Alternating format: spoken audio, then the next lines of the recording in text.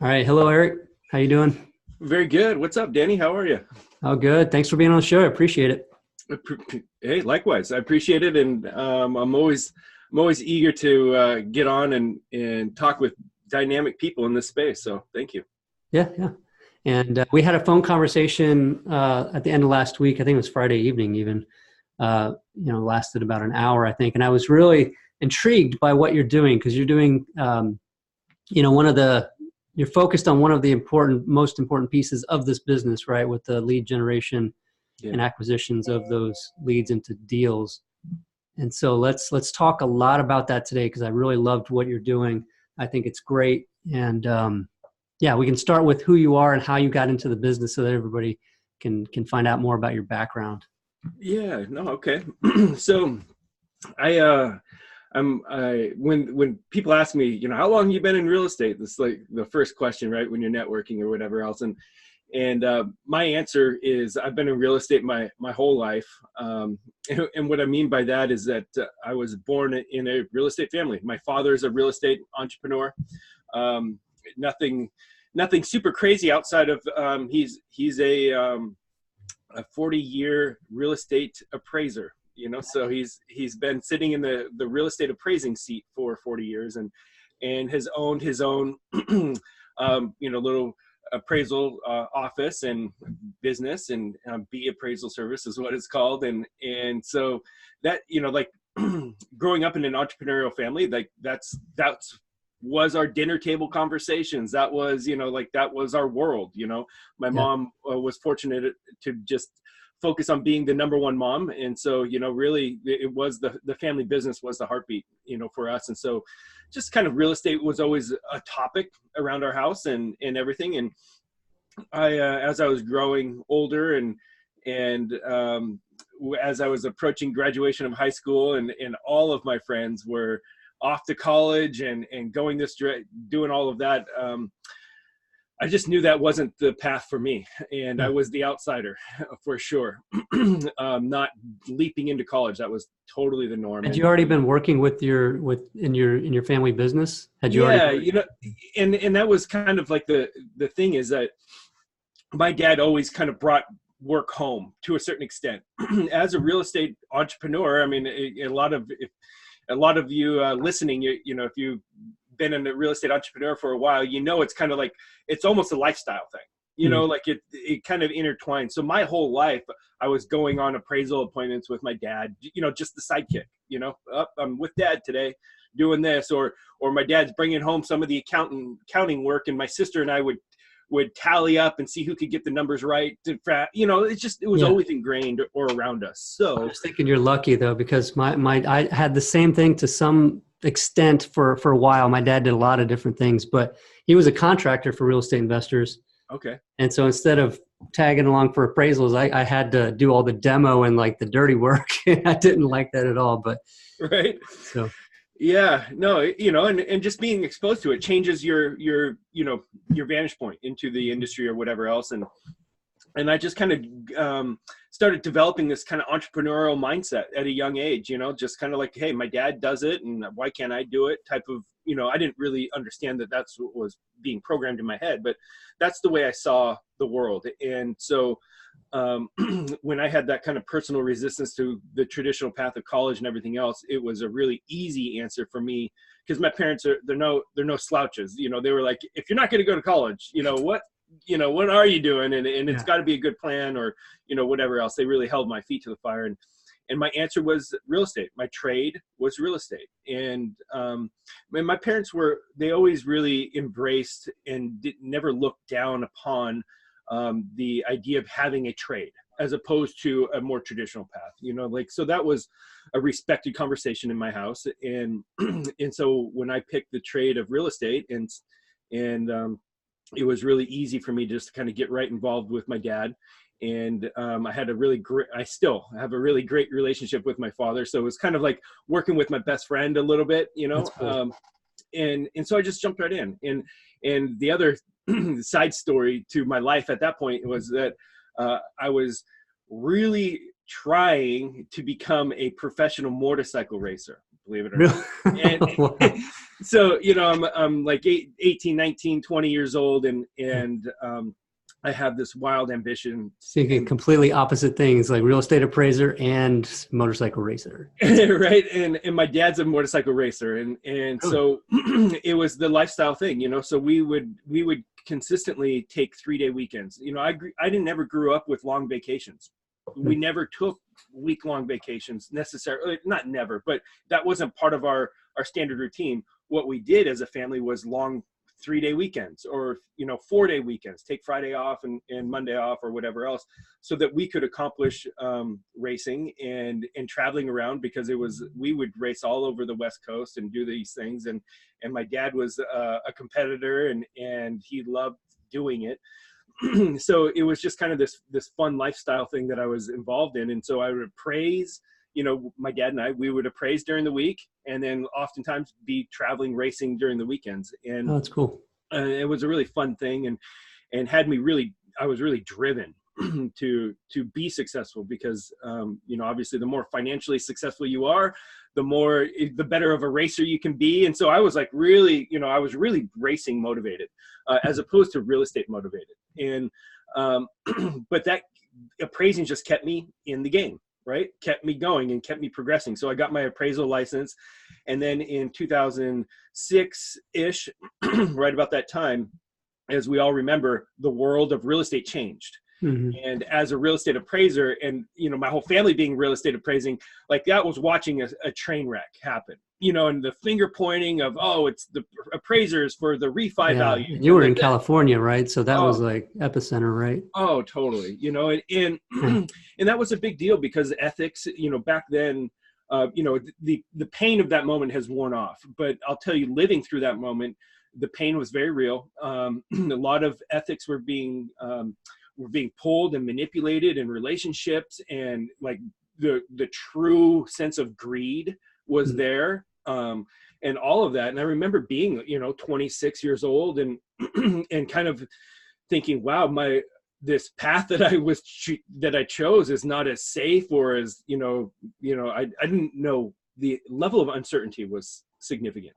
And so I remember my father just taking me aside at that time and saying, hey, and appraising wasn't my forte. Like I wasn't like a born bred appraiser. That was kind of obvious, at that time. And although, I was very capable in doing it, but it wasn't like you couldn't see it. You could see that it wasn't my calling. Yeah. And my father was like, well, you're kind of more of a natural born salesman and social and, all these things. You should really get your broker's license. That way you're expanding your opportunities to make money within real estate. Get your broker's license. You can still have your appraiser's license, and you can still just, operate this way. And so I really took that advice to heart.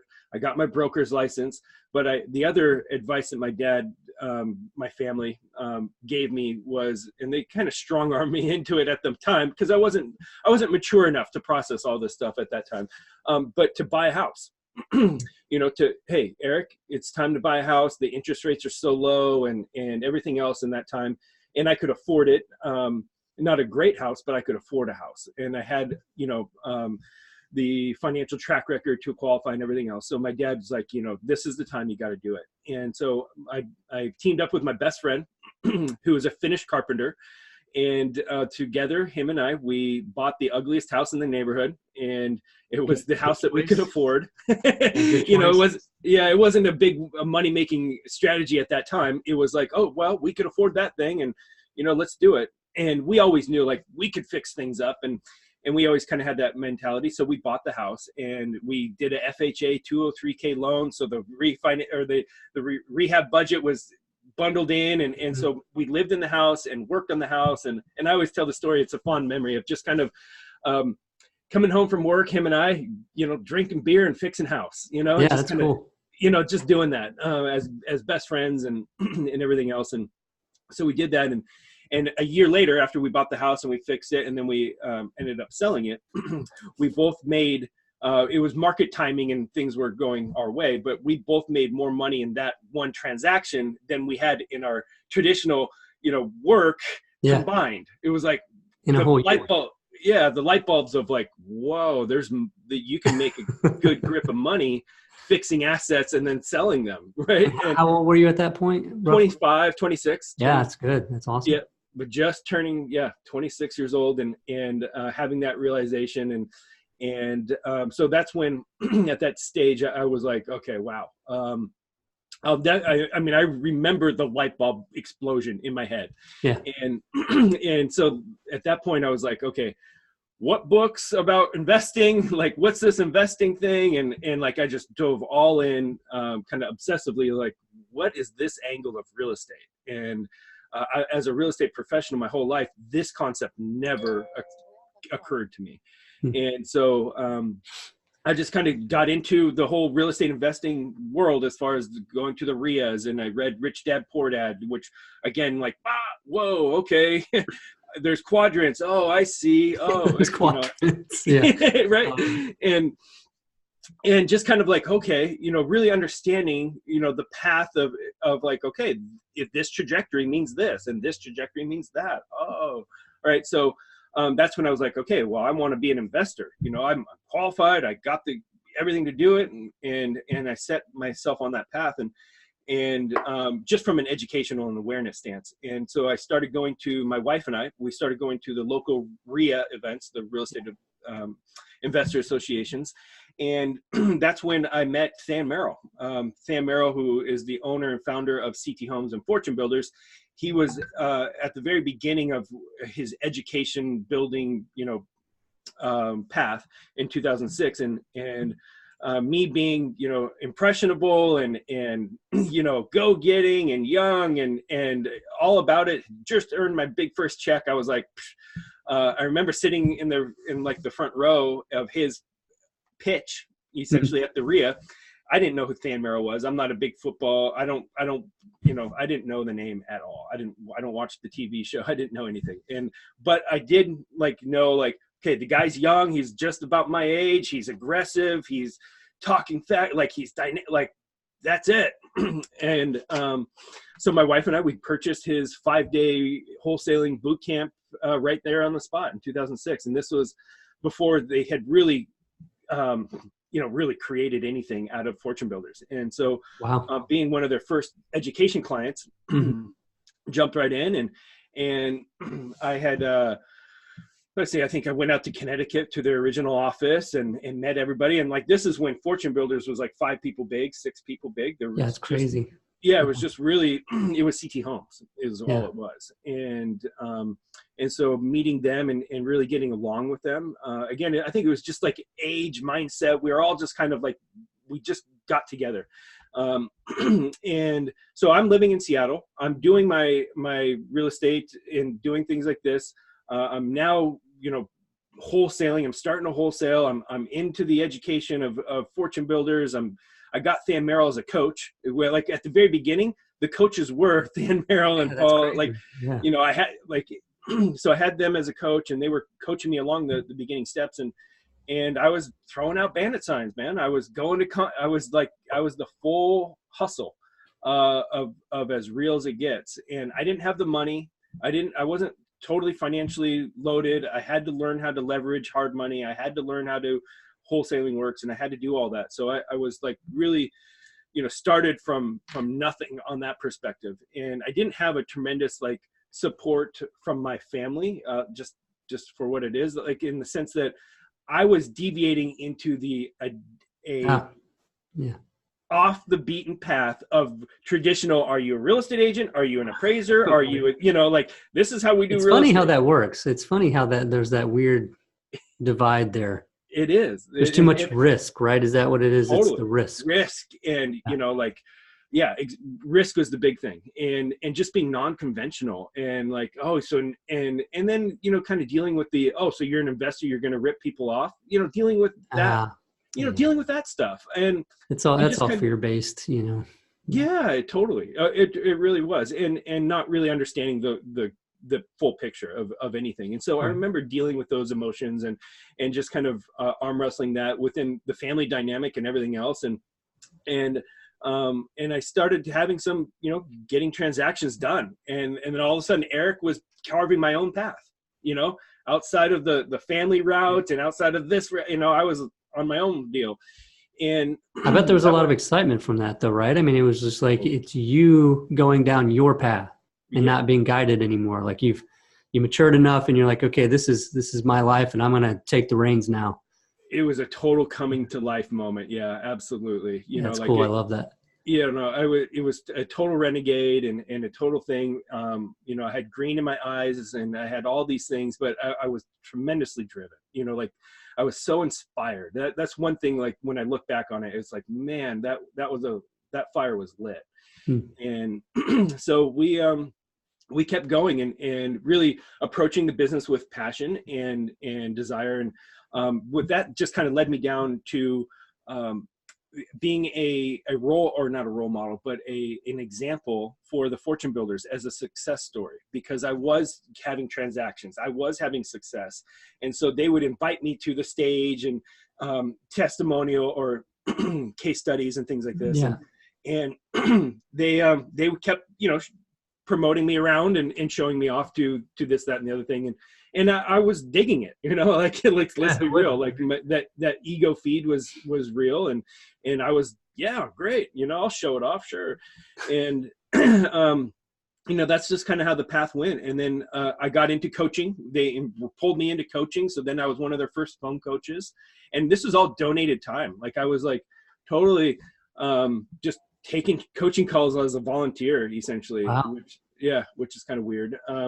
Well, but you were so thankful for that opportunity, right? And then you learn when you teach. So, I mean, massively. I mean, like that's exactly what it was. I was super grateful, and it dawned on me like, wow, the more I'm coaching and the more I'm kind of like giving back per se, the better I was getting. Like the clarity in my own mind was getting sharper and sharper. And as you know, like as your clarity in your own mind becomes sharp, you can exchange that very well. You can exchange that information better, more efficiently, more precisely, all that things. And that helps in the professional setting, period. Right. Oh, yeah. And so that's what I was doing, and just kind of eating that up and really diving into that concept essentially, and doing our own networking and trying to kind of build my own, brand, if you will. And we did SeattleRealEstateInvesting.com, and we were doing, a good amount of wholesales and transactions. And eventually I got asked by the fortune builders to start speaking on their behalf. and they tricked me into this. It's kind of a funny story because they like told you they were taking it on a vacation or something, and then you find out like you're on a stage all of a sudden. You're like, oh crap! It wasn't much different, man. I'll tell you, it was. And it's they shanghaied you. The term Shanghai. If you knew me growing up, you would know that I was tremendously shy. I was like, there's a big introvert part of my personality, and so. True story, I would skip class whenever I had to do a presentation. I would like some of my biggest fear memories were like having to speak in front of people I'm right there with you, buddy. Yeah. Oh my gosh. I know how. Yeah. It would melt me down. And, and so like I had zero ambition to get in front of people. Like that was the opposite, frankly, of what I was ever interested in doing. And so, but Paul, I don't know if Paul knew this so much about me, Paul Sajan, the business partners within, I was, becoming pretty good friends with him. And, but Paul calls me up one day and he's like, hey, Erik, we just created this new event called the Full Immersion. And it's an event that I think you'd be really good at. Would you mind teaching a full immersion event for us? And I'm on the phone. I'm like, sure. Yeah, Paul. Yeah, great. I love this coaching thing's been great. And yeah, I'll teach a full immersion, whatever that is. So tell me more about that. Okay, great, Erik. I knew you would say that. So I already bought your ticket. You're going to be doing a 2-day live training in Columbus, Ohio, in 10 days. I'll send you the PowerPoint presentation and you'll do great, man. Don't worry. You're awesome. And go get them, buddy. Like, wait, Columbus? Speaking, like I was like, and I mean that's a true story. And he had already bought my tickets. It didn't occur to you to say, hey, pump your brakes. I don't, I don't. Yeah. No, I But was like, okay. when someone pays you those compliments, you don't want to. Exactly. Yeah, totally. Right. I mean, I was in that stage of my life. I was like, okay, okay, I'll do it. I guess I don't know what I'm doing, but A big sure. growth moment, right? Yeah. And so we did it. So I did it. I flew out there and I taught my first full immersion 2-day live real estate training. My first time ever doing PowerPoint presentation or anything. Wow, how many people? There was over 100 people in that room. Wow, that's pretty impressive. Yeah, first time, 100 First people. go. Dude, I'll never forget that moment. That weekend, it was a massive growth moment for me. I melted down internally. I processed massively. I screwed everything up. But the thing that I really learned in that moment was I couldn't fake it. Like that's the one ingredient like that I built on, but really carved and pierced me in that moment was like, I had this thought that like, I have to go be this stage guy. I have to be this thing that I am not. Like, this is my first time. I'm not that. But okay, I do know real estate. I am, qualified on these topics, but I don't think of myself that way. And and so when I got up there in front of the room, I just remember having this raw emotion of like, just be yourself and tell them everything you know. Just like, Yeah, that's what it's about. that's all I could do. They don't want to see how much of a stage person you are. They just want the facts. They want the info. They want genuine, real. Yeah. That's cool that that really sunk in right then. I had nothing else to do. Like, yeah. I just remembered, like, I was like kind of like walking into a room naked. Like, yeah. I guess this is it. Like, no hiding now. Yeah. And so like, I remember that, like, I get chills when I talk about it, because that was like a real moment for me of like, just be raw, be authentic, just be, just share. So everybody out there, if you want to have that same growth moment, just show up somewhere naked, right? Hide yourself and just go for it. Yeah. Right. So I survived that weekend, and the weekend went quite well. Not that I had any perspective of anything, but it went, everybody had a great experience and everything else. Next thing I know, the next event was booked. And then I got myself quickly into a rhythm where I was doing 3 of these per month. So wow. All over the country? All over the country. Yeah, and I did that for 4 years, like at a pace of about 3 per month for about 4 years. Did you become like the stage guy eventually, or did you stay just real and just?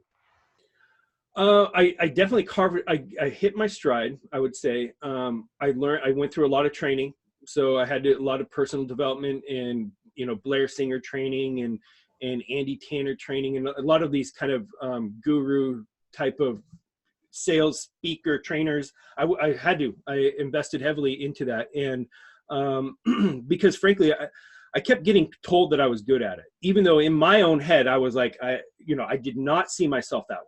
That was not the way I saw myself. But people were like, "Man, you're good at that," or you're so authentic, and I'm like, okay, well, all right, let's. As long as we're talking real estate, let's go. And so I went through those trainings, and eventually I did get good. Eventually I understood how to ask enrolling questions and how to tell a story a little bit better and craft messages so that they're more impactful. And not to stroke my own ego, but I feel like I did get good, at that eventually. My nerves never went away. My head, like, I'm still always a nervous speaker. But over time, with confidence, I just started really stepping into that role and embracing teaching, and from a very authentic space, so meaning like I never got to scripted. I never ever that never resonated with me. So I got good at being authentic. Scripting stuff is hard. Oh, it just strips authenticity out of it. That's how I see it. And so I was always just really committed to being authentic, just like that. If nothing else, just be that. And so I always just really relied on that. And over time, and traveling as much as I was traveling, I eventually got recruited out of Seattle down to San Diego in 2013. When the Fortune Builders, they eventually had moved from Connecticut over to San Diego, and they were building their office space and their momentum there. And at that time, that was a big growth moment for the company, and they had asked if I wanted to come down there and be a part of this growth and really start helping them build out their inner circle program, which is their highest level tiered for their coaching clients. So they needed to provide more value and create more, just more things for them, for that group, for that audience. And I took a lot of pride into that. And so I poured everything I had into, development of curriculum and teaching it best and how to do that. And so I wasn't doing active real estate at all. I had moved down to the whole family, my wife and my two boys. We all moved down, drove a car, the U-Haul down from Seattle down to San Diego. We then, I jumped right into curriculum development and workbooks and, how to break down every process. And I was working really closely with Anthony Moore, who is a great real estate professional that I think very highly of, and who was also kind of like in my shoes as a real estate professional that was a Fortune Builder guy. And we were building out, doing awesome things from a teaching perspective. And I really was kind of in a great space. I mean, I loved teaching. I loved the impact. I really, the thing that was really attractive to me was the ability to share, something that I'm very comfortable with as far as real estate, but to see how that topic can transform people's lives, take them from this place to this place, or the possibility of what better finances can do for a family is tremendous. And so I just fell in love with that. I fell in love with the stories. I fell in love with the success that we were able to create, and it was very real. And so that was a really cool moment for me. However, at some point, I started to feel empty from a stance that I wasn't doing real estate. And it started to drive me a little bit crazy that I was teaching it and I was talking a lot about it. And I was getting on these bigger stages and bigger topics and things like this, but I wasn't doing it right in the moment. And so that Erik, try to stick to the script. Okay. Yeah. We need to, you're going off of script. No, I'm just kidding. Yeah. Right. No, I'm just kidding. No, so I completely understand that. I've moved into the software side of things, and not active in the flipping business for a couple of years now.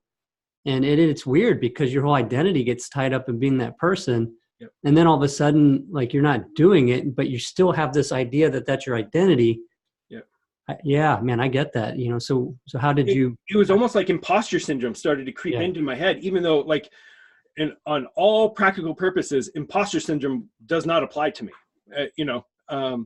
and however that I could feel that happening, I'm talking as if I am, but I'm not doing it. And, and these things. And so, eventually, and again, I don't want to be over dramatic about it. I pushed through that moment. And what happened is that I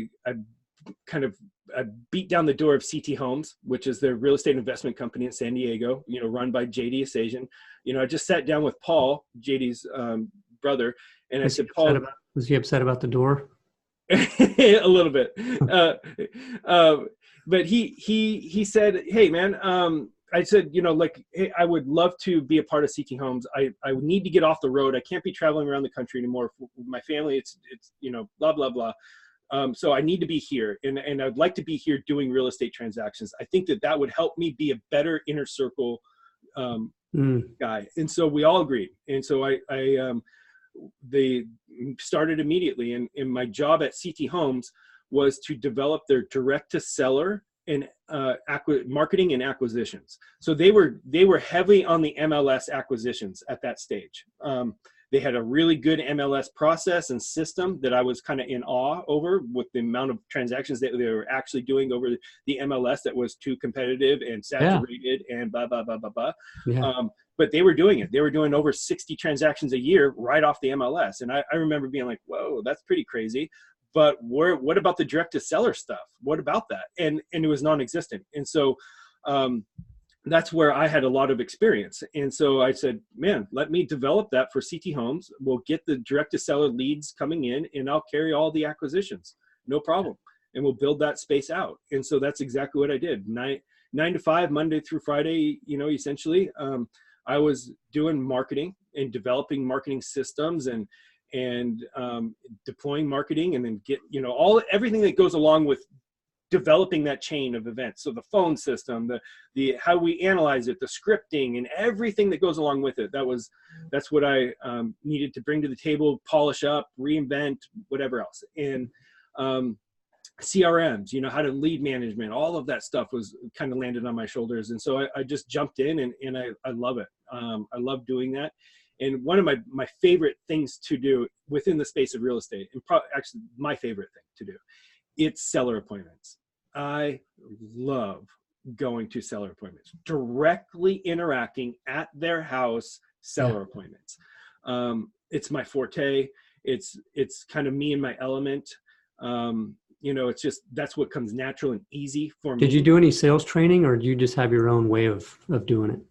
Sales training, like all of my sales training really came from the speaker training that I was doing previously, as I was learning to become a speaker. A lot of that sales training, how to frame things, how to pace and lead, and all these things. And I was studying NLP at the time, so I was getting into sales psychology quite a bit. And it became really natural for me to apply it in those settings and comfortable. And largely just for the context of that is that, keep in mind, as we started the story, I'm an appraiser, right? I see the world as an appraiser. I was trained at a young age to see the world as an appraiser, walk a property like an appraiser, okay? And so a seller appointment, you're appraising. Ladies and gentlemen, that's what you're there to do. You're appraising while you're building rapport. Like, you're appraising while there's a sales element. But why you're there is to appraise, period. Like, you're there to walk the property. You're there to get it accurate. You're there to get the as-is value. You're there to get the future value. You're there to, like all of that you're appraising. And so again, that's why it fits real natural to I walk right into those shoes and that experience and that confidence as I'm there. So as I go to seller appointments, and as I was doing that with CT Homes, I just created a really good rhythm for myself. And I was just running and gunning, my motto was 5 appointments, 2 closings every single week. What are you doing this week, Eric? 5 appointments, 2 closings. What about next week? 5 appointments, 2 closings. Makes it simple, right? 5 appointments, 2 closings. That if I can hit that goal, I know my ratio is right. I know I'm not spending too much time in the field. It's not 10 appointments, 2 closings. It's 5 appointments, 2 closings. I really just developed that as a metric and as a mindset and everything else. So my whole world, all of my goals fell down from that. That was it. And how much time were you typically spending on each of those appointments? An hour and a half, depending on the drive. Because I worked all of San Diego County, which is I still work all of San Diego County. It's quite vast, but I would, an hour to 90 minutes is what it takes in my calendar. And I did that for a long time, and I did that whole system. Then I managed it, then I had other people, and I started, working the acquisitions and scaling it ultimately, and always trying to outdo the MLS team. So I kind of created my own team of direct to seller against the MLS team, and the MLS team, that's all they did is MLS, right? And all I did was direct to seller. And so we had this kind of friendly competition in the office, who was doing more transactions. That's cool. I love that. Yeah. And so I got to know their system and really dive in and analyze it. And through that process, it all, at some level, it becomes a game of efficiency. Okay. How fast and how accurate can you go through this process of, taking in a lead, evaluating it, and then going to the property, following up, all of that, it becomes a game of accuracy as the volume increases. And so I started really concentrating on efficiency steps and CRMs and automations and things like this. So I spent a lot of time in that world. I was part of the Real Flow development team with, and you know, they were always pulling me in there for as So a this is where you were still with Fortune Fortune Builders. Builders.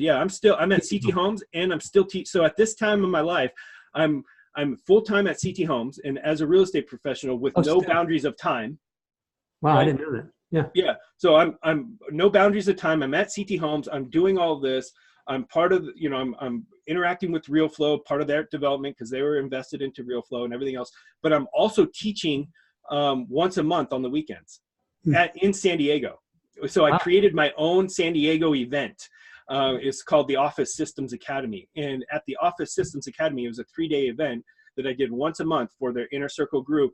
But that's where it was my favorite event to do by far. But and not for selfish reasons, which there were some selfish reasons because I didn't have to travel. It was in my neighborhood. I could just was super easy for me to do, which I loved. But it was my opportunity to, it was generally speaking small rooms. So never more than 90 people were ever in my room. Mostly between 30 and 90 people were in my 3-day events. And in those events, I like shut the door and lock the door in the sense that it's like, okay, guys, take everything that you guys knew or were doing, leave it out there, including the mastery program, everything. Okay. You're here in my world. I'm going to show you what we are doing exactly. Some of it is going to be right in line with mastery program because it's all based on that to a certain extent. Yeah. But I am going to show you exactly where we deviate, why we deviate, and what the evolution of what we're doing is and how it's going. You know, can you summarize that now? I mean, like can you summarize the key points you're hitting in that stuff? Yeah. So, okay. Like what systems are we using? What letters are we actually sending? Not the templates that are in the site, so and this isn't a cut on Fortune Builders or any guru company, frankly, but what, in my opinion, and this is only my vantage point, and again, I don't say this with any venom at all, but the reality is like there's a certain level of just concept and templates that most people sit in.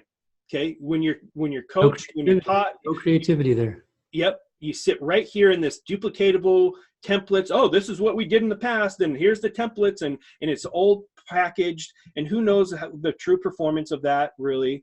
Does it really apply now? Is there anything better coming up? Like you don't know, and it's kind of like, you only know what you know. So when somebody gives that to you as the truth, then you just kind of take it and you roll with it, and you don't know any different. Okay, and right. I get that.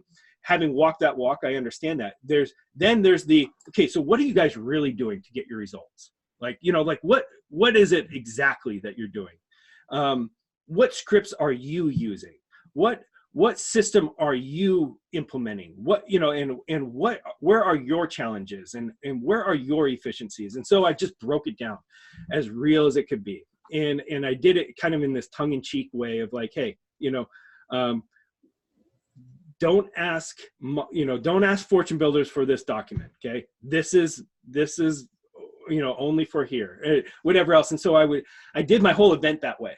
And I just like broke it down as real as it could be, and as raw. And I would tell it like stories, like, because I was actively doing it at the level that I was, I always had a fresh bag of examples to teach with. Nice. Like from yesterday or from this, hey, whatever. And so I would always do that. And I loved doing that. All my case studies were like from the week before or active now or whatever. And so I just really poured into that concept. And because in the little voice in my head was like, that's what I would want if I were sitting here. You know what I mean? Like, this is what I would want to hear. I wouldn't tell me where the templates apply, but definitely tell me where they don't apply and why. Okay. And if I was having a lot of success with short sales at the time. We had a high volume of foreclosures going on. I was really doing heavy foreclosure marketing. Was running a door knocking team. I was doing, couple foreclosure type transactions a week. I was really, really inundated with foreclosures and short sales. And I created just a seamless short sale process. Nice. For all the paperwork and because short sales are very painful to work. If Yeah. you've done a lot of them, Yeah. you know what I'm talking about. The level of paperwork, the level of tripwires through the process that can crash your thing on not only your paperwork level, the bank level, and the client level. There's all of these different tripwires, and the completeness of the full package and accuracy of that whole package determines your success in getting a short sale approved. And especially what we are in the game of getting short sales approved at $50,000 to $60,000, $70,000 below market value, Yeah. which is a task in itself. So in order to do that, and we were doing it with success, we had to be methodical. I mean, we had to really, really break it down and start playing jujitsu with the bank, Yeah. I learned which levers to pull for motivation. I got really, really good at that, which paperwork could stop the system, how to just throw a piece of paperwork into a short sale system that stops the auction, stops this, stops everything, right? Timeline stop.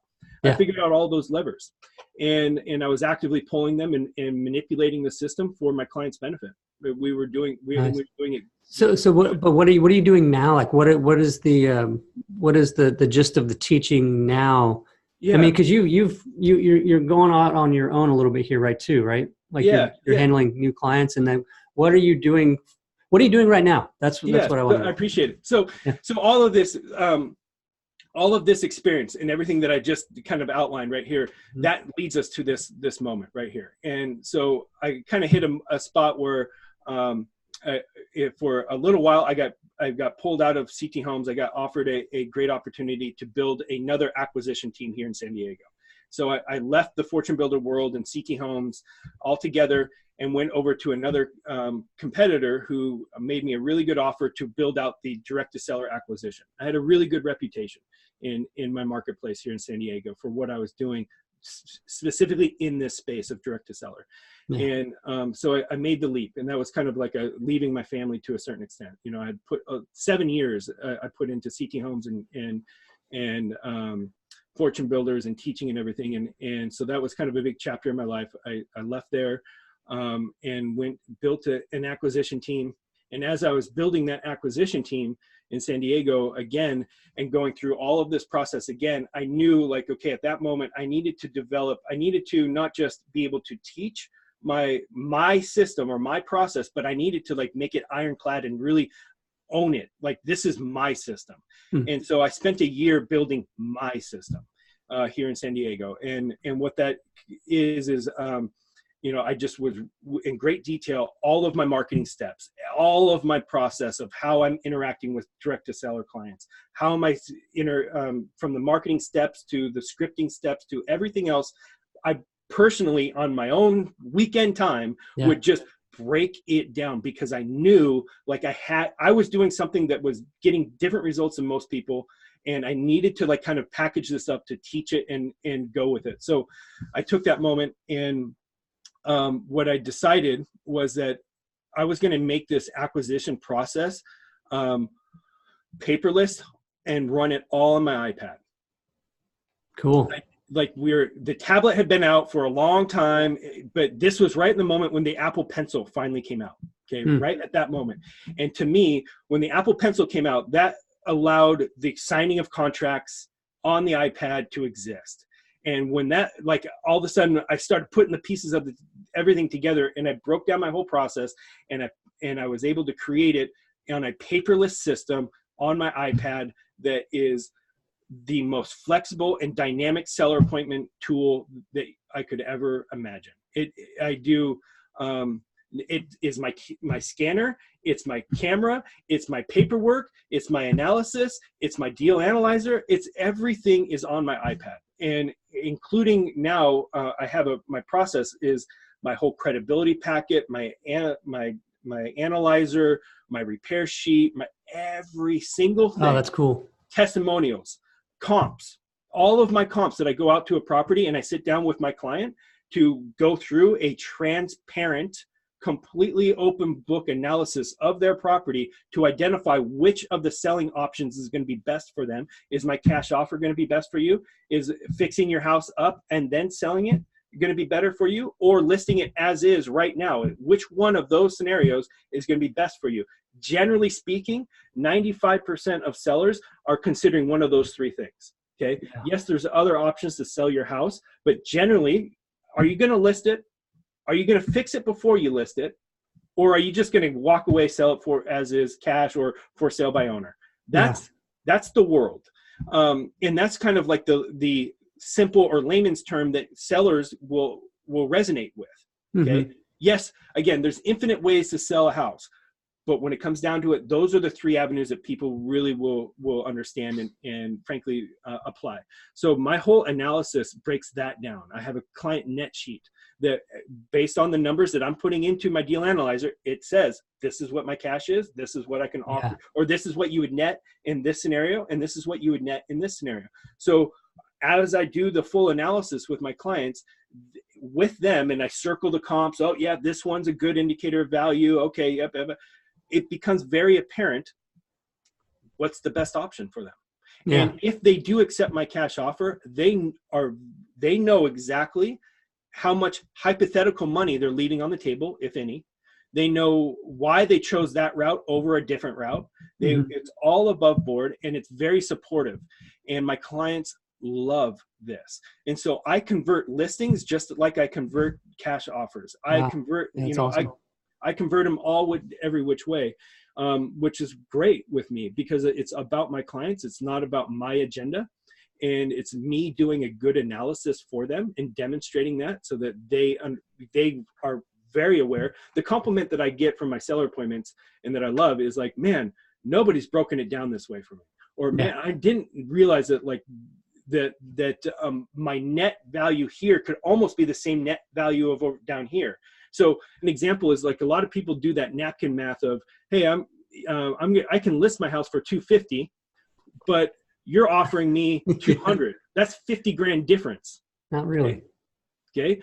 When you break down the commissions and everything else, like shoot, maybe that gap is only $15,000. Right. Not 50. And you don't have the time. Okay. And then all the other things. So I break that down so that they see a net to net to net. Yeah. And that way they're like really weighing apple to apple and not allowing this like kind of this preconceived notion, skew their decision process. So that's my acquisition process that I developed and now it's a product. So now I have it's a iPad system. It's my acquisition system it's just now fresh for sale.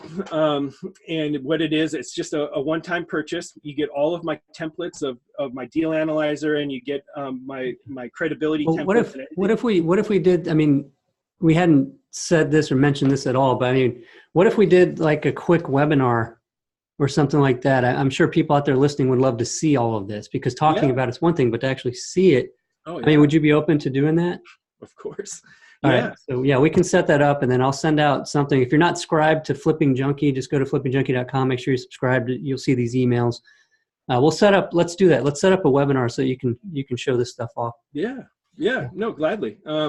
It's now, like I said, it's now a product, and it's a one-time purchase. And then I have a membership site, or not a member. You get access to the training portal, where I break down my whole workflow, how I use my iPad, how all of the analysis goes, the whole thing, my whole seller appointment process in every level is there, and it's broken down in video form and iPad. And so, again, that all goes.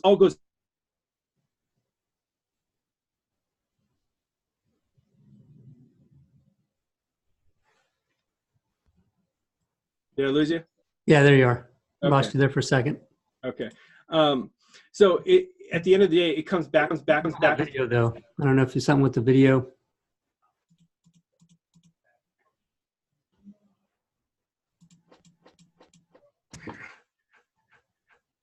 And if not, we just keep the audio still there. We'll keep recording for the audio. Yeah, just a quick second here. Hopefully this works. There you are. Cool. Okay, cool. That's my acquisition process and what I do and how I work with my clients there.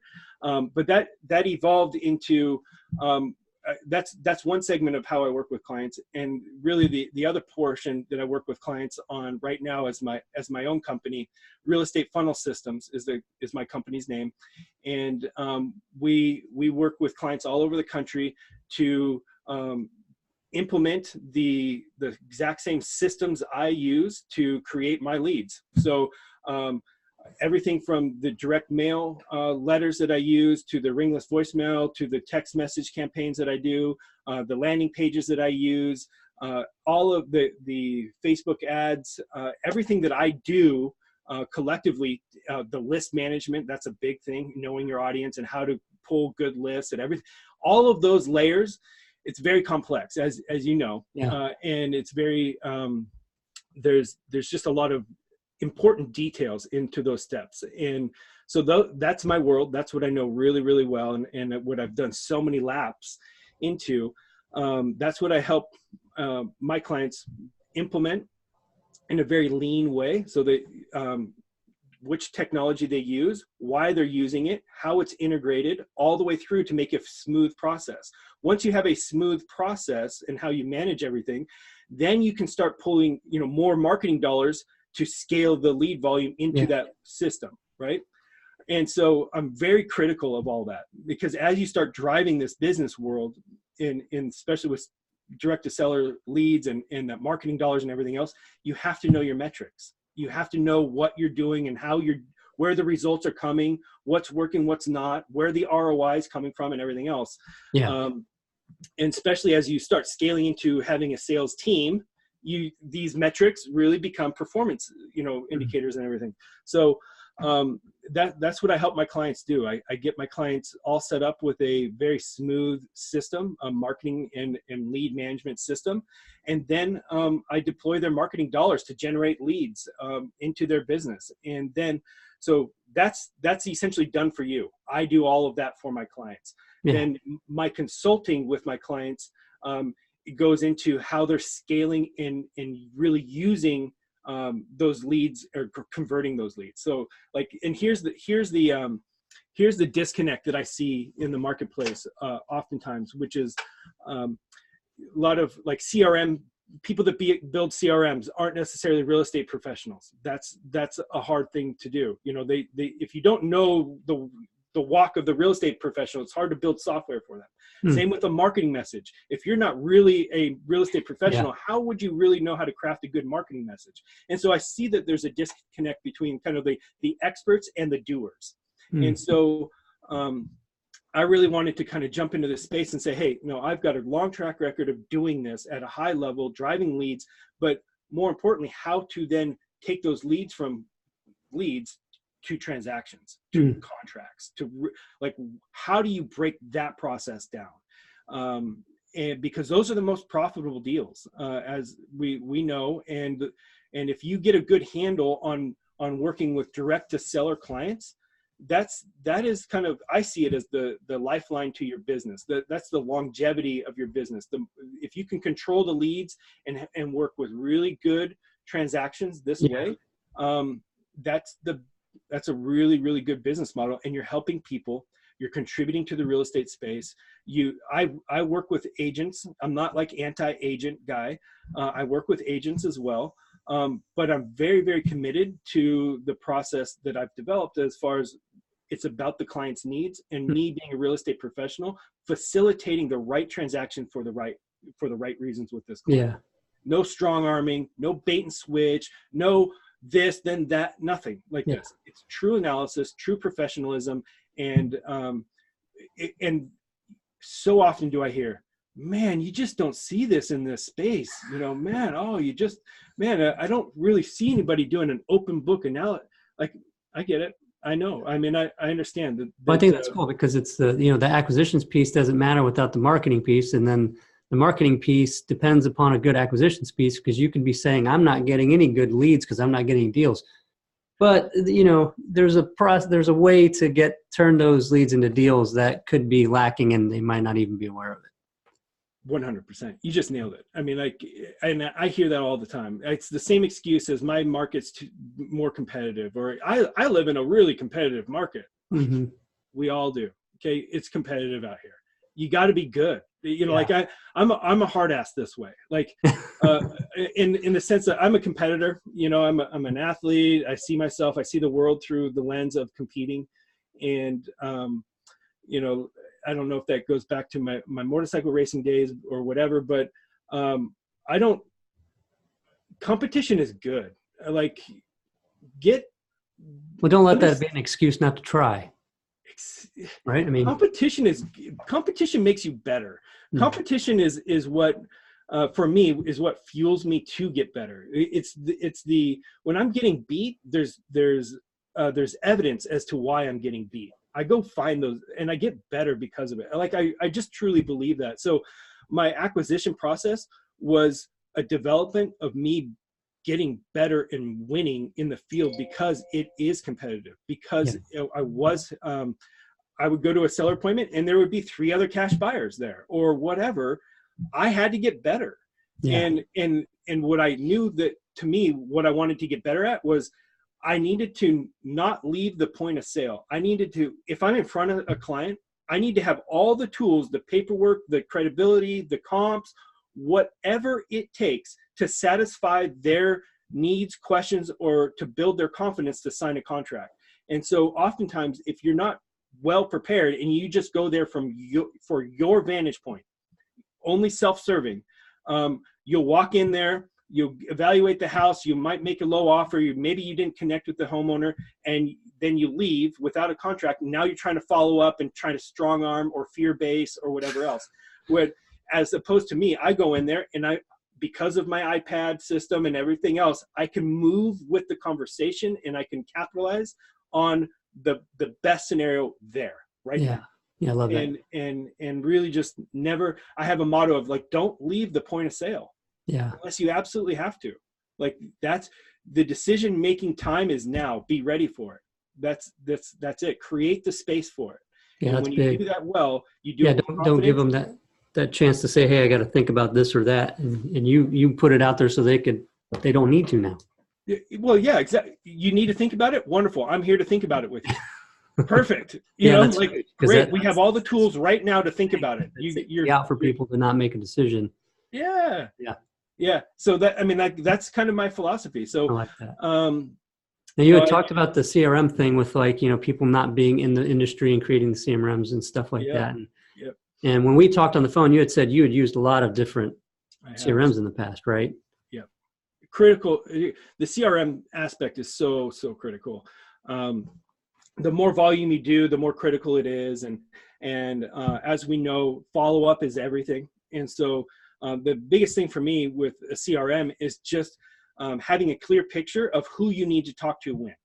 Like that's one of the biggest things for me, because it's all relationship based. And so whether it's your follow-up sequence or the automation aspect of it, but you just always need to be interacting with your clients and knowing when to do that appropriately. Like, if you follow up with somebody that needs to be followed up every 3 months, but you're following up with them weekly, what are you doing to that lead? You're killing them. Yeah. Okay. And the same is true if there's a lead that you need to follow up with weekly, but you follow up with them every 3 months, you lost the lead. It's dead. So the rhythm as to what their need and how you conform with that is critical in the follow-up process. So all of that has to do with the CRM, to your point. And I've test driven so many CRMs. I've built CRMs. I've built a Podio space. I've used InvestorFuse, used RealFlow, used, you name it. Like, I've test driven it and tried so many things. And which I'll tell you, I love Trello. I don't know if anybody knows Trello. Like, I know Trello, but Trello is a project management system or platform that's not real estate based on any level, but that's what I use to run my acquisitions, my follow-up. I use Trello, and I had developed a Trello board and platform that I use to keep myself organized and on top of all these things. And it worked. Frankly, it wasn't broken per se. Mm-hmm. But it was really simple. And that was the thing that I really liked about it. It was simple enough to use consistently. And anybody on my team could use it and not be intimidated and know what was going on quickly. So that's why we use Trello as opposed to anything else as we were developing.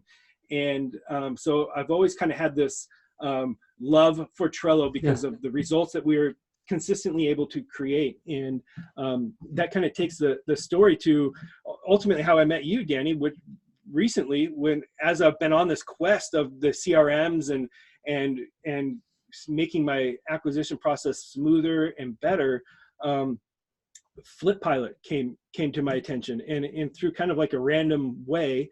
I didn't know you, Danny. I'm, not to be rude. I didn't know your podcast. I didn't know. And, but when I saw your demo, that you had just done of your new platform, like maybe a month ago, I don't know, like pretty recently, I had randomly jumped on, totally like didn't know, no leading into it, just showed up. It was like one of your clients had mentioned it or something, exactly, right? One of my clients who knew that I was like, really heavy into this space of CRMs right now. I'm test driving everything and I'm really being critical about everything. He sent me a link and said, hey, this is happening right now. Jump on if you can. I happen to have a little time in my schedule. I just clicked the link and jumped on. And that's when I saw Flip Pilot for the first time. And just the correlation between my Trello board and what you built in Flip Pilot, like, was shocking to me, frankly. I mean, I still and I mean this in the most friendly way. I was like, did Danny get a hold of my Trello board, or like, how did you like create something that was like so in line with visually and things, like with the Trello board that I had used with great success. And it didn't take me more than 5 seconds to kind of have that, like, whoa. And so I buckled in, once I saw that and the way you had it like initially laid out, I buckled into my chair and you had all of my attention, and I just, sat there and watched your thought process unfold as you develop that. And I mean, I've given you this compliment many times since then. In fact, I didn't have your contact information. I didn't have anything. And so what I did is I tried to find you on Facebook. I shot a Loom video, of a screen recording of me saying, hi, Danny, my name's Eric. I really like your program. Can I work with you? I didn't even get that. I was just in that because I was really inspired. We saw it the same way, which was really, really cool. And I hadn't ever really been struck by that emotion before, of like, man, that's how I see it. And look, there it is. And the way you've created your lanes, the simple integrations, it's not overbuilt. It's what you need, and consistently and visually, it's the right amount of it's that balance between complexity and simplicity. And I really think that erring on the side of simplicity is where you win, in general. So yes, it's really easy to, what about, and how about, and you get off in these like overbuild or complexities or all of these different things, which is rampant out there. But Danny, I feel like you really were mindful of that and challenge yourself, because I know simplicity is hard. Simplicity is not easy, right? And so I feel, and you never said this to me, but I would imagine that was a big part of your focus and challenge as you built this thing, was really relying on the right. We did the complex thing last year with the first version. Cost $1 million to build, but it was more of, these are all the things everybody else is doing. We're going to do the same thing. And, we built it, and it was just a mess. It was just crazy. It was just more of the same, it wasn't good. And so we scrapped that even after all that cost. And we said, this isn't right. Yeah. It's not right. It's not what we want to do. Yeah. And it forced us to go back and say, how can we do this differently? Let's not look at what everybody else is doing. What do we as real estate investors want that we're not finding anywhere else? Yeah. Which means we just have to come up with something. We've got to figure something out, and not just, and that's where we were looking at everything. And it did become that simple thing. Like, people want to be able to do X, Y, and Z. They go to see these systems, and there's like, 200 weird things it says that you can't even understand what they are, but you can't easily determine if you can even do X, Y, and Z. Yep.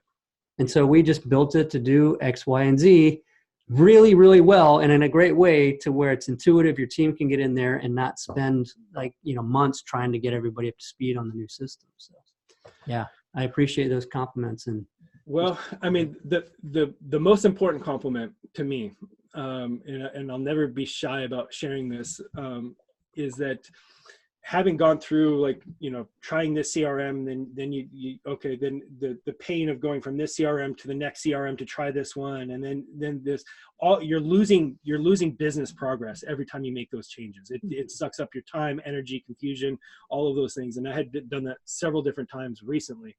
And so I'm really in tune with that pain. And the compliment that I give you is that when I bought Flip Pilot right away after that webinar, and within 1 hour of me opening the account, I had connected my call system, I had connected CallRail, I had connected my Google Drive, my calendar, and my email. All of that happened in 5 minutes or maybe 10 minutes. And then integrating the leads and making them all into my flow within Flip Pilot, working correctly. Yeah. All in, I was under an hour. Yeah, that's awesome. All in under an hour to get the whole thing set up, and then me kind of like in stride, like, oh, okay, now I got it. And I'm clicking, and everything was working. And I was like, that to me, like, that was the I get I'm nerdy like this. I get chills when I talk about it, because that's a bigger deal than what a lot of people realize. You need something that, it's just such a huge testament to the simplicity of the system, and that it works. It's not overbuilt, and the right things are there. So I've been using it for 3 weeks now or so, and I've put 70 leads through the system. Cool. I'm managing everything through there. I'm at running pace now. As far as the lead volume and my activity within there, the follow-up sequence, everything that I'm doing in my business right now, I'm 3 weeks in. I'm somewhere around 60 to 70 leads into the system, and granted, it hasn't been perfect. There's little bugs here and there, but I'll tell you kind of another compliment is, like, yes, I've seen some bugs, and I've let Danny know, and frankly, they've gotten corrected really quickly. But I like the system good. I mean, like, I like the system enough that those bugs are not deterring or like not impacting my opinion, because they are small enough in the bigger picture that it's like, okay, the foundation is here, and that's what I need to know, and that's what I need to have confidence as I'm throwing all these leads in here. And so yes, there have been a couple bugs, and I'm sure you could tell me that you're working on this, that, and the other thing, and which I get it and I respect. That being said, the foundation of what you have here is so sound that it doesn't bother me, and I'm not paid to say that. I would say the very truth, no matter what, because that's the truth is the only thing that would serve anybody. And so, I mean, that's real. So I'm running all my business solely through Flip Pilot now. All of my lead generation is all going in there from every avenue. I'm managing every aspect of my acquisition process, and frankly, thereon forward through Flip Pilot. And I'm now inviting all of my clients that have this, which CRM should I be using question in their head. My answer is very simple now. It's not only is it exactly what I'm using, which is the most important thing, but I'm very I recommend it with confidence, which is Awesome. great. And so it's cool. And cool, good thing is I got to meet you, Danny, and just kind of, like-minded people, just kind of getting together and doing cool things is very inspiring to me. And so I don't take any of that lightly. And I just to kind of further my statement of, yes, this is what I'm using in San Diego to drive, a high volume of leads, between 50 and 70 leads per month, in my marketplace. But I'm also doing that type of volume for my clients in markets all across the country. I'm driving that volume of leads for my New York client, for my client in Phoenix and in Sacramento and in Seattle and in so you focus like exclusivity per market then. Yeah, exactly. My whole vision of what I do and the clients that I work with is it's a quality, not quantity game for me. Call me like a boutique type of business, like, in other words, I'm not trying to be a big shop, big guru, big anything like that. I'm trying to work with true real estate professionals, entrepreneurs that fall in line with my same kind of core value of how to work with direct to sellers, how to do the proper analysis, and how to really support them in their best way and scale a business with those principles. With my marketing avenues and systems and everything else, I think it can be a huge asset for any company that wants to step into today's technology and today's leverage and everything else and do good business. So I think my specialty is or my ideal client is somebody that runs a 2 to 6 person team. Like the company is like that big, like a small. That's funny, because that's exactly how we look at Flip Pilot when we built it this time, was like, what's our ideal client? And it's smaller team, 2 to 6, because that's what we find in our flipping business that my wife runs. Is that's where we have the most fun, where she enjoys it the most. And it's just the people know what they need to do. They're a close team, and business is better. The actual end percentage of profits is much greater than when you have the big, I don't know. We're just all about that right now. And I've heard you speak to that point passionately, and that was another area that I really resonated, because I feel the same way. And I've worked, I've had the vantage point of working as a soloist all the way to a bigger team, doing high volumes of transactions and everything else. And having walked all the different paths, the one that really resonates with me, it's just like we're talking about, that 2 to 6 person team of really true camaraderie. And you, with the right systems, man, there's no financial barriers. You'll hit your financial goals. You can have a wonderful impact on your community. You can have a great team. You can have the lifestyle. All of that exists right there. That's what I see. Yeah, and that's the important thing, right? Because if you don't have the lifestyle, what the heck are you doing? Oh, gosh. You don't want to wait 10 years to have the lifestyle. You need to have the lifestyle now. If your business isn't allowing you to do that, you might want to look at that, right? Yeah, you're either, I mean, so I also got into NLP, mind and body, and things like this. I'm pretty nerdy that way, and a lot of this topic they're correlated. When you work in a high stress and high output environment, and you're always in fight or flight, or your team is in fight or flight, always doing that type of work, it's really hard on your health.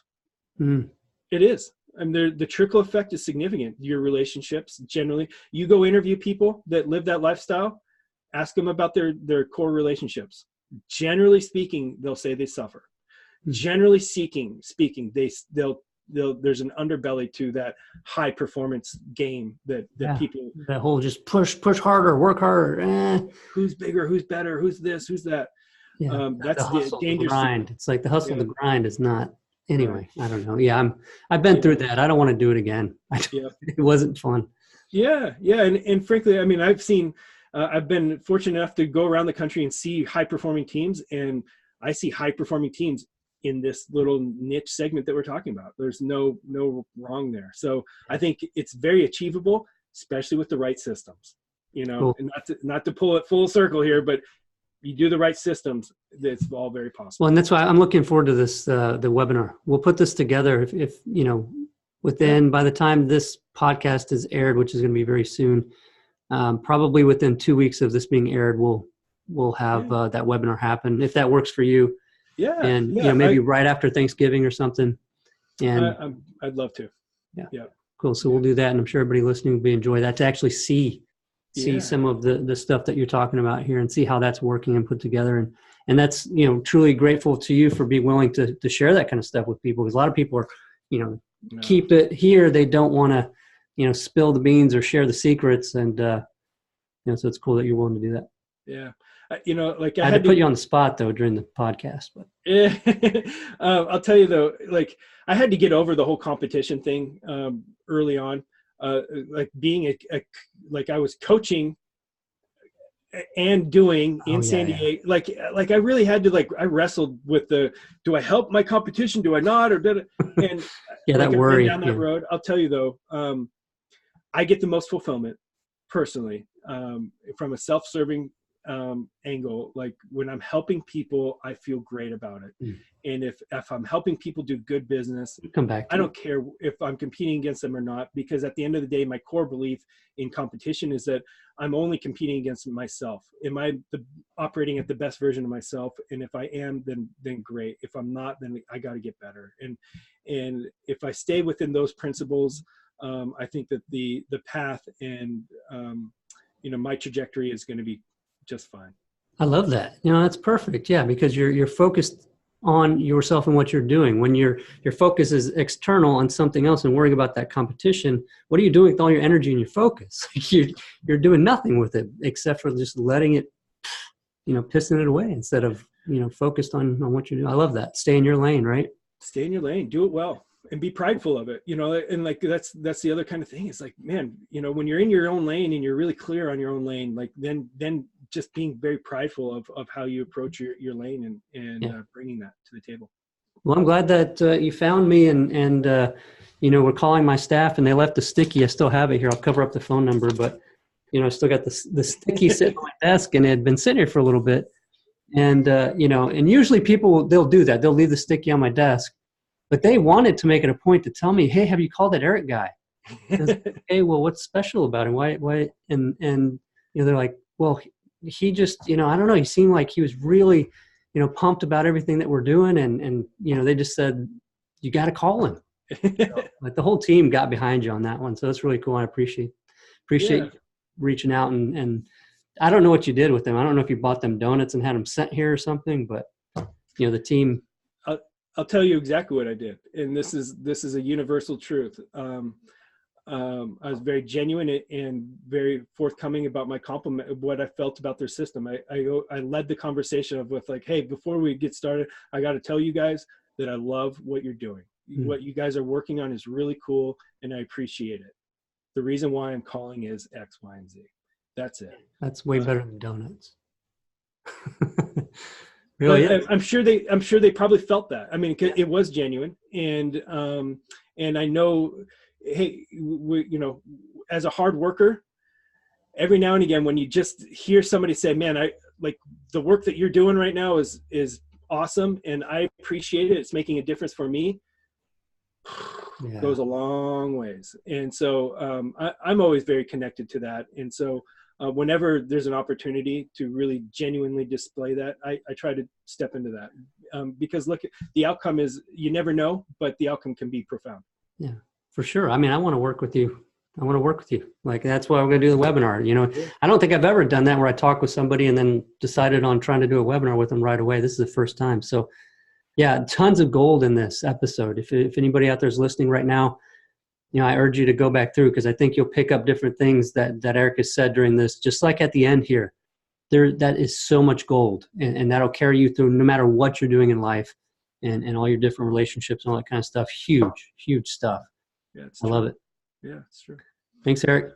Cool, Danny, man. I really appreciate the time. I feel like you and I could carry conversations for a long, indefinitely. And yeah, because this is like almost an hour and a half too. It's been a while since I even crossed the hour mark with people. So yeah, for sure. I didn't even realize it had been that long. If anybody wants to reach out to you though, just from this podcast episode, you know, how should they get a hold of you? Yeah, my email is probably the best. It's Erik, ERIK, at realestatefunnelsystems.com. So realestatefunnelsystems.com is our company website. So Erik with a K at Real Estate Funnel Systems, and my my iPad system. If you want to just check that out, the website for that is ultimatesellerappointment.com. The ultimatesellerappointment.com. Yeah, just check it out. And if you have any questions along any of this stuff, email me, hit me up. I'm very giving with my time. So if I can help, I will. Cool. All right. Well, thanks again, Erik. And I'm sure we'll be in touch very soon. Yeah. Sounds good, Danny. Appreciate it. Have a good one.